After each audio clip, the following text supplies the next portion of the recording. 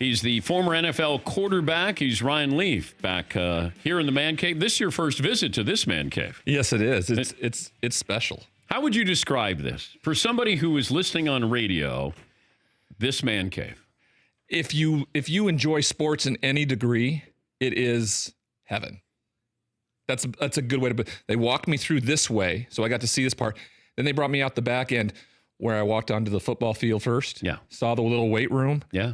And then the basketball court. Yeah. If I had that in my house, I would do nothing but shoot hoops all day. What kind of basketball player were you in high school? I was decent. I mean, it was Montana, which doesn't have the greatest basketball, but there were some really good players during that span that were from some small towns, and I played a lot of basketball with them. Basketball was my favorite sport. If I could have played basketball, I would. I just wasn't, of course, good enough to do it.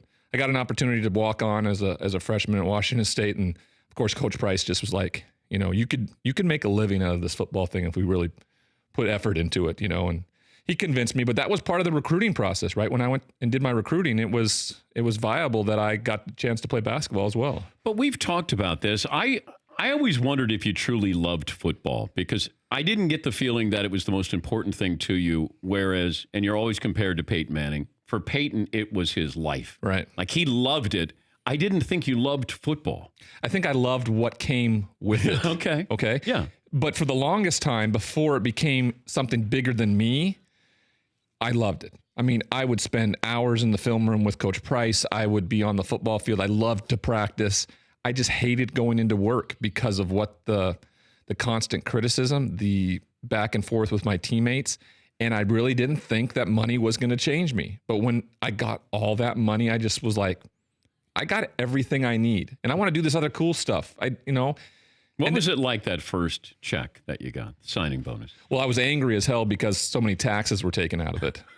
So I called my dad and I said, I was almost crying for how much money was taken out in taxes. And he made it very clear to me. He said, son, the more money that's coming out in taxes means the more money you're getting paid. Just keep that in perspective. So, but yeah, that was really. How much was that? Well, they split it up. It was $11.25 million. Wow. So you got a check for 11? No, they split it into three things. Okay. So the first one was you poor thing. How did you get by on $3.4 million? $3.85 million. What did you do? That next day, you got the first check for almost $4 million. Well, my dad set me up with a proper financial advisor, and it went there. I mean, I started out the right way. You didn't do anything stupid originally. No, I didn't. It's crazy, right? You're in college and you can't afford anything, and no one will get anything for you. But then when you're in the pros and you can buy anything you want, everybody wants to give you some. So they gave me a Toyota 4Runner to drive around in. So I drove I didn't go out and buy a car. I think the biggest thing I did, my mom took me down, we looked for some furniture, and I got a big TV, a large TV was the first purchase I ever really made with that money. Yeah. How long did it take for that money was gone? A long time. It takes a long time to get rid of that money. I mean, it's all gone now. That money's all gone now. Now I'm making new money. Okay. So that's different.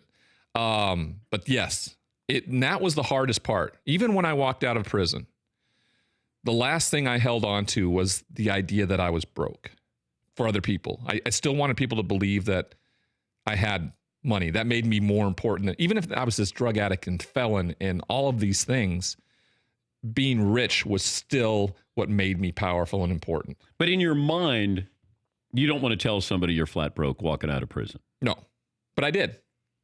I pretty much did on your show, within, I pretty much came out and with the help of a bunch of people that have really continued to build me back up, they just blatantly said, hey, you being transparent and you being honest about everything, because people already know this, Ryan. You're not fooling anybody, I don't think. You thought you were. Yeah, no, I thought I was for the longest time, right? I thought when I walked into a room and I was a mess and walked out, I didn't think anybody actually saw what was going on. And so, yeah, that was that whole that whole thing that I held on to the last. It was like this huge pride thing that was the last thing, the last domino to fall. And when it did, it just opened up an unbelievable life for me. I walked out of prison. I couldn't rub two pennies together.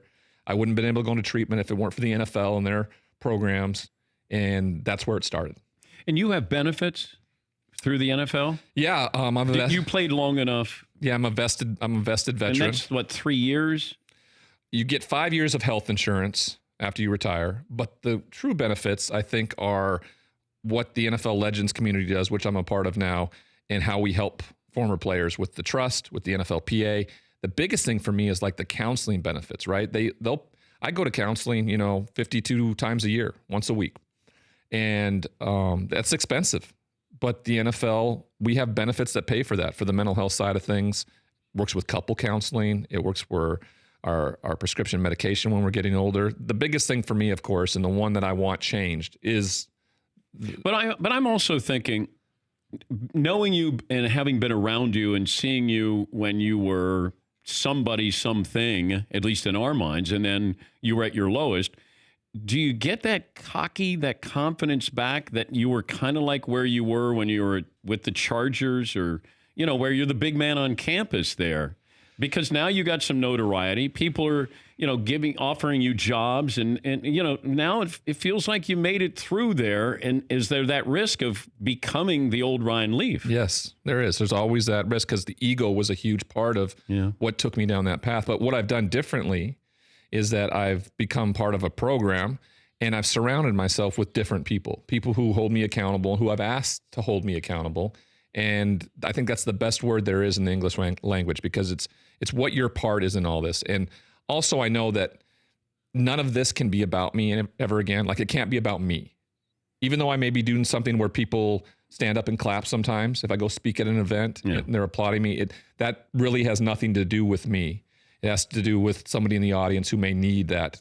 You did it a few weeks or a few months ago, where you were transparent, and there was somebody out there that heard you and could feel the same type of way, and that's kind of what fuels me. There's a humility to it, and you can't talk about being humble. It's just an understanding of who you are. You know who you are now, regardless of what anybody else says, does, or anything. Well, you have to be humble. You can't say you're humble. Exactly. And that's why I didn't even tell the Danettes I was going to make that announcement of what I was going through health-wise, because I thought they might talk me out of it. And I had to say it. And I didn't know where I was going. I knew I was going to get emotional.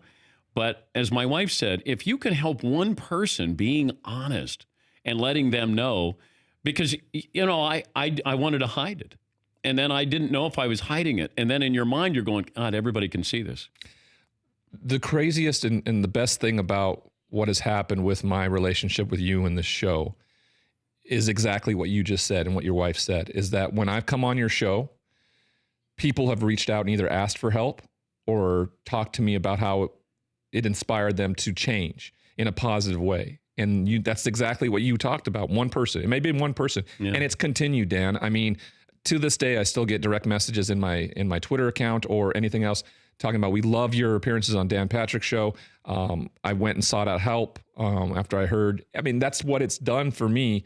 And that's why I know you guys were talking about that. That's why I call Fritzy every time I'm in the area, because I'm like, I know how far you can reach somebody. And when you did it the other day too, it just compounds that and enforces it for everybody else. But I also made it about me, and my wife said, make sure you make it about everybody else, because you can make it about yourself, but use that as a launching pad to make it about everybody else. And she was right. I'm saying, hey, I'm not what I used to be, and I'm making some mistakes here. Maybe you don't know it, but I know it, and I want to laugh with you. I don't want you to laugh at me. And then she said, no, it's about, talking to somebody, being honest with somebody, being willing to be transparent. And we talk about that all the time. Oh, he's transparent. No, you know what's transparent? When you sit down and you tell who's ever listening or watching, I'm not what I appear to be. And that's the truest form of being a human being.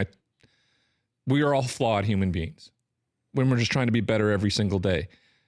The understanding that that's the truth, right? Just because you have a world-renowned or a radio show doesn't make you different. Because sometimes when I talk to guys, just because you're a great athlete doesn't make you a great person. You have to really go the extra mile and build that foundation. And by doing that and being vulnerable and transparent, I mean, that was an example of what you did. It's an example of how I've changed my life over the last 4.5 years since I walked out of that cell. It's been a 180-degree lifestyle change. And when you see it from people who are constantly having a platform, people feel like they can relate to that. Well, I got medicated. I would drink myself, to go to sleep. Yeah. Because I didn't want to wake up in the morning because I knew I was going to be in pain. And you were trying to medicate. Well, you did medicate. I did the same thing. You did medicate yourself. And then, you're in a world, and then you realize you're in a world, and you go, how did I get here? And how do I get out?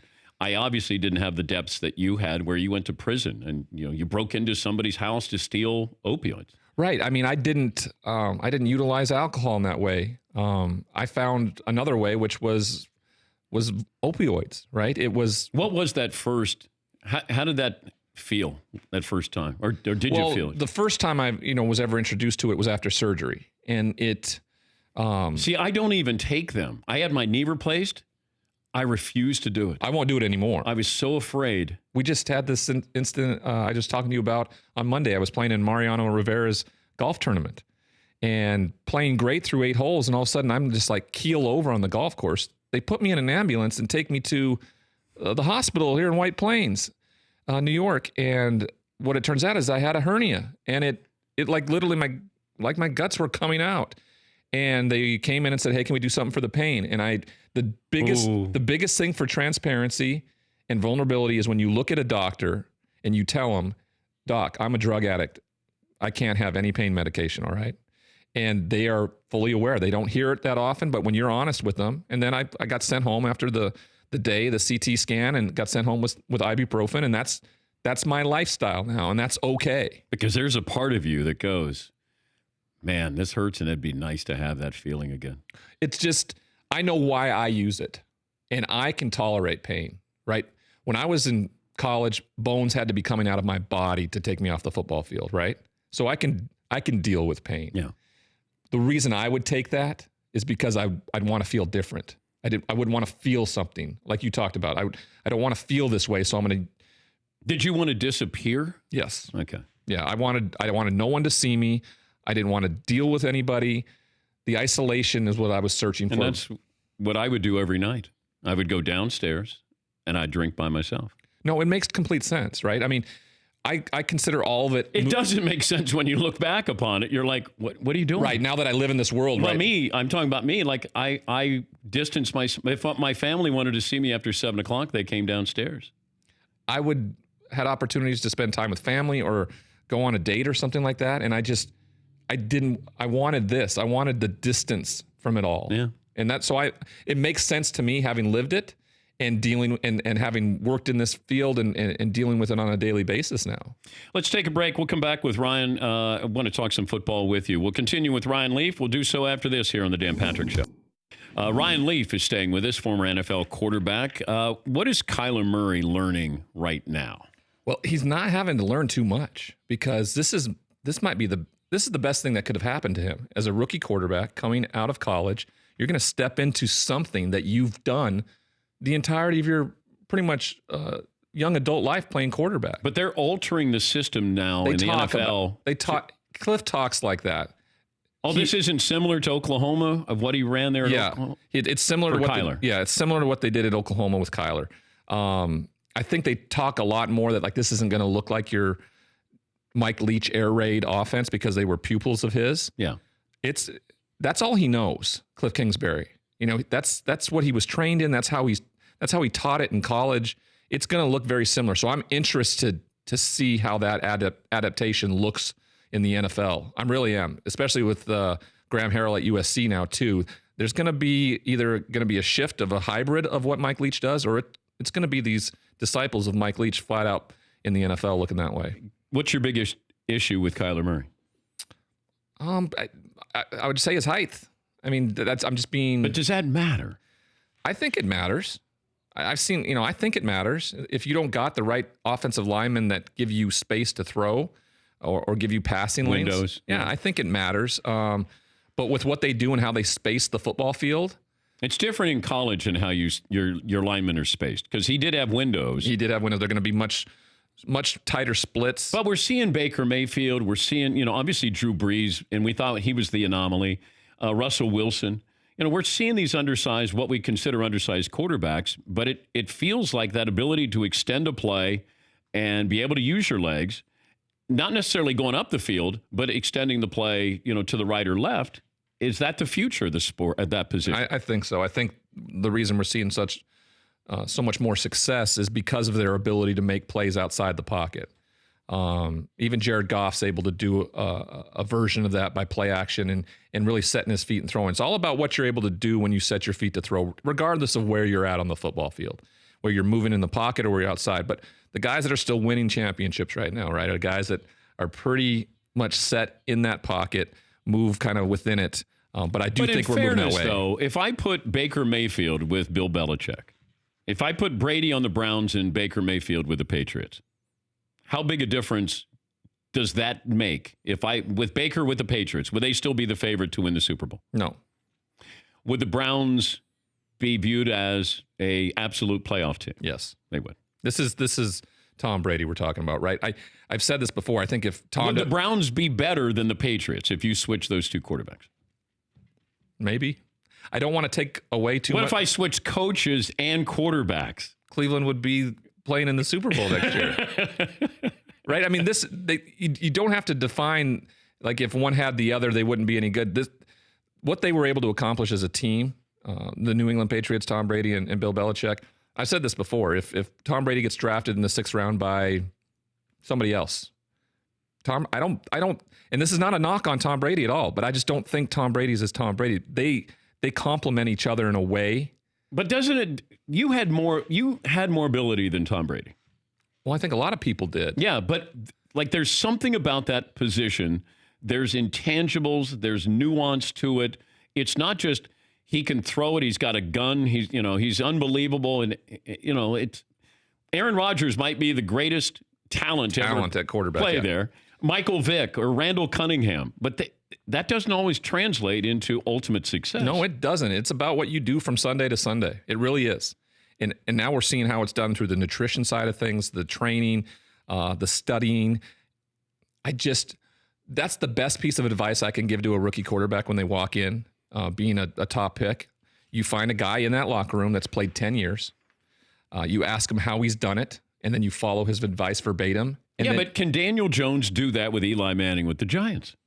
Maybe he goes to somebody else in the locker room. Maybe he goes to an offensive lineman who's played 10 years. It doesn't matter. Oh, okay. So not the position. No, it doesn't even have to be the position. Like, I should have went to Junior Seau, and I should have went to Rodney Harrison, and I should have said, how have you done this? How have you become the pros that you are, and then followed their advice verbatim? I think following Rodney's more than Junior's, because Junior was just an unbelievable talent who freelanced out there, and like, he was different. I know he had, but his work at the stuff outside everything, right? How he prep for the week, the workouts in the morning, the nutrition. Yeah. You have to become this. If you're the quarterback, Kyler Murray, you're the CEO of a Fortune 500 company, right? When you walk in. Yeah. So you change everything, right? You get people, you surround people. In that instance, it's about nutrition, it's about health, it's all these things. So because this may only last 5-10 years, right?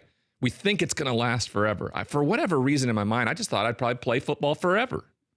Your last touchdown, you threw 14 touchdowns in the NFL. You remember the last one? Atlanta? Wait, it's your last touchdown pass.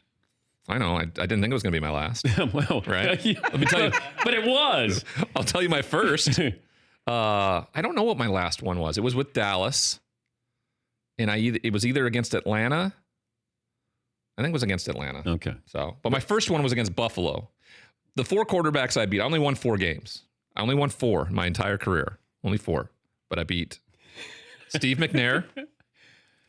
I beat Rodney Peete. I beat Warren Moon. And I beat a combo of Doug Flutie and Rob Johnson. Those were my victories. Did you single-handedly beat them? Well, the Chargers. We sure act like it, because we don't ask what the starting left tackle's career record is, right? I know. So, who's the best defensive player you ever played against? Continuously over a career, plus, because I went right from college to the pros. Darrell Russell. He was with the Raiders. He was at USC, went to the Raiders, and then tragically passed away in a car accident. Yeah, really, really young. He hounded me at Washington State. He hounded me at Washington State, and then when I get to the NFL, there he is, 2 times a year again in Oakland. It just 330 pounds. He was like Warren Sapp fast. Aaron Donald fast at like 6'4", and just got to you and got to you and got to you. Probably the best. And then, I mean, the best defensive player I ever got to hang around and be a part of was Junior Seau. Are we ready for more football games in the regular season in the NFL? I mean, as a player, I'm not. And you want to remove some preseason games. I could go with that. Maybe you knock it down to 2 preseason games. But if I give you money, 2 more games, 2 more game checks? Yeah, I'm down. I'm okay with that. Even though it's not good for longevity. This isn't, listen to this, okay? We're football players. That's what we do. If you told us the consequences that were going to happen down the road, that's always the biggest thing for me within the NFL, and whether people whether they knew about the concussions and all the problems and stuff like that. If they knew about it and didn't say anything, that's where I have a problem. I'm not naive enough to think that when I got into this game that it wasn't a violent game and there was going to be consequences to it. I maybe didn't know the direness of it. But if you told me I got to play 18 football games in the pros when I was coming out, I'd be like, are you kidding me? That's awesome. I get to play 18 professional football games. Once you start losing that innocence and kind of the kid version of it, I think it loses its appeal for a player. Oh, once you start to make grown-up decisions, then you're going, wait a minute here. Well, you have a family. Yes. I mean, when I was 21, I was the starting quarterback trying to lead men who had families to feed and were 31 years old and going home to their families afterward. I didn't understand what that was. I was like, hey, guys, you want to go play some paintball? And what paintball. We all went as a team one summer to Waterboy, Adam Sandler's movie. I knew he was here the other day. That's what I was 22 years old, and these guys were like, hey, Ryan, we got to go home to our families. I'm like, what does that mean? I don't know I don't want to do this. I want to go play golf. I want to go drink beers. I want to hang out with the boys. But that's not what the NFL is like. Well, it's always great to see you. You too. Where are you off to next? I'm back to L.A. My kiddo's 20 months old now. And MacGyver. Yeah. What was the other name? That if it wasn't MacGyver? That was it. If it was a girl? I can't say it. Oh. Because Anna would kill me because she's worried that if I say it, someone's going to steal it. MacGyvette? No. But we did have a girl's name. MacGyver. No, they're doing great. He better be able to get out of trouble. It's the coolest thing I'll ever do is be a dad. Oh, nothing better. Yep. Thank you, bud. Always great to see you. Always great to see you. He's Ryan Leaf, the former NFL quarterback, Transcend Recovery Ambassador, chairman of Focused Intensity Foundation as well, and so much more than that. We wish him the best in the future and hopefully some great things coming up here shortly. For more Dan Patrick Show, tune into Audience Channel 239 on DirecTV. Stream for free on BR Live or download the Dan Patrick Show app.